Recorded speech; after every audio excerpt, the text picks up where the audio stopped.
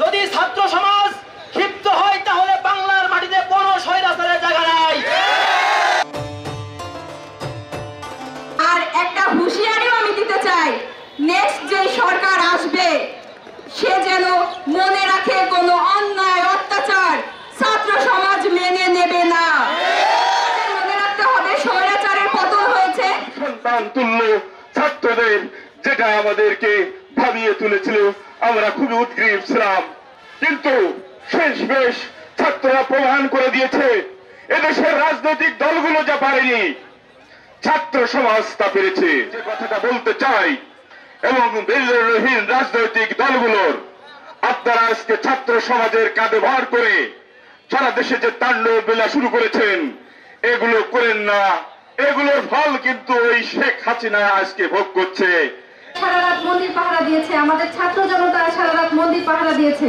নেপথ্যে কিন্তু জনতা, আমজনতার যে ভূমিকা সেটা আমরা সবসময় মনে রাখবো। আমরা স্মরণ রাখবো যারা শহীদ হয়েছেন, শহীদ আবু সাইদ, শহীদ মীর মুগ্ধ সহ সবাই যারা বুকের তাজা রক্ত দিয়ে আমাদেরকে এই স্বাধীনতা এনে দিয়েছে।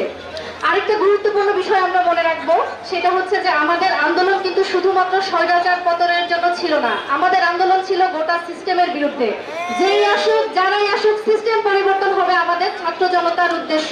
এই অর্জনের জন্য যারা ত্যাগ স্বীকার করেছেন, আল্লাহ তাদের জান্নাতের সর্বোচ্চ মাকাম দান করুক, সকলে বলি আমিন। বাংলার ছাত্র সমাজ 24-এ দেখে দিয়েছে কিভাবে স্বৈরাচার বিতাড়িত করতে হয়।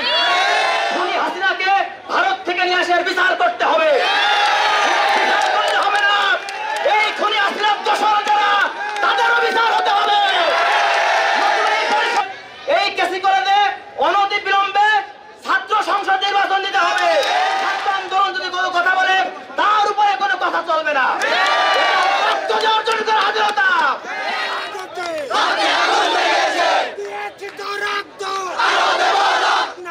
বিরোধী ছাত্র আন্দোলনের সাথে নৈরাজ্যের কোনো সম্পর্ক নাই। যারা নৈরাজ্য করে বেড়াচ্ছে, যদি এইরকম নৈরাজ্য করতে থাকে এই ছাত্র সমাজ নিয়ে আবার মাঠে নামবে।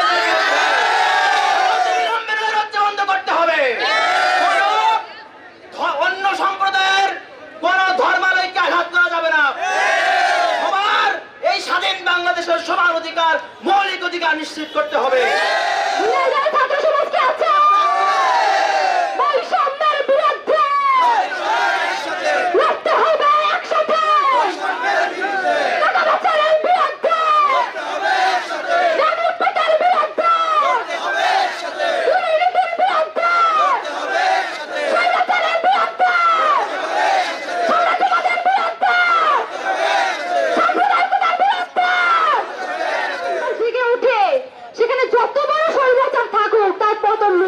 বাংলাদেশের সংবিধানের 4টি স্তম্ভ: গণতন্ত্র, সমাজতন্ত্র, জাতীয়তাবাদ এবং ধর্মনিরপেক্ষতা।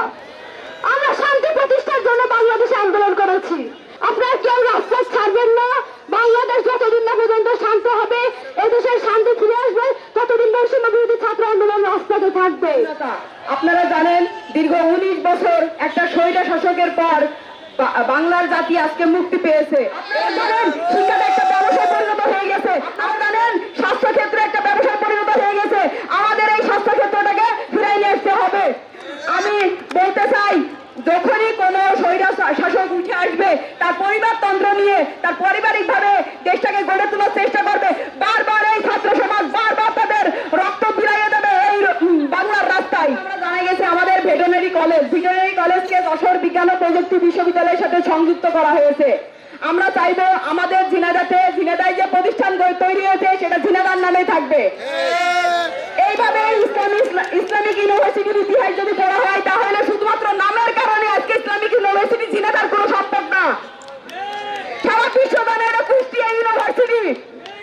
আমরা চাই প্রত্যেকটা প্রতিষ্ঠান যেন তাদের স্বাধীনতা ফিরে পায়।